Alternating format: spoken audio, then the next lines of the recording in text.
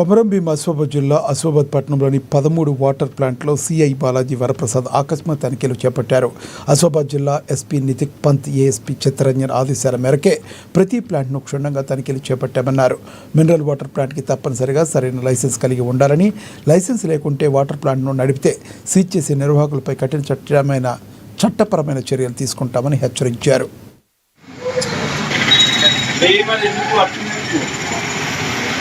మన ఆసిఫాబాద్ మండలంలోని టౌన్ ఏరియాలో దాదాపుగా 12 వాటర్ ప్లాంట్స్ ఉన్నాయి, కనుగొనడం జరిగింది. ఈ వాటర్ ప్లాంట్స్ ఎస్పీ గారి ఉత్తర్వుల మేరకు, అదేవిధంగా ఆసిఫాబాద్ సబ్ డివిజన్ ఏఎస్పీ గారి ఉత్తర్వుల మేరకు అన్నిటినీ చెక్ చేయడం జరుగుతుంది. ఎవరికి కానీ గవర్నమెంట్ నుంచి లైసెన్స్ తీసుకోకుండా నడిపినట్టయితే వాళ్ళ మీద కఠిన చర్యలు తీసుకోవడం జరుగుతుంది. అదేవిధంగా వాటర్ ప్లాంట్స్ ఏ విధంగా రన్ అవుతున్నాయి, వాళ్ళ స్టోరేజ్ ఏ విధంగా ఉందనే భాగంలో ఈరోజు మన దగ్గర ఉన్నటువంటి ఆల్మోస్ట్ 11 షాపులు చెక్ చేయడం జరిగింది. దీనిలో భాగంగా బజార్వాడి, పెట్ క్వార్టర్ దగ్గర మరియు కాటియా గార్డెన్స్, జన్కాపూర్, రాజంపేట్, కేబీ చౌక్ దగ్గర ఉన్నటువంటి పెద్ద వాటర్ ప్లాంట్స్ను తనిఖీ చేయడం జరిగింది.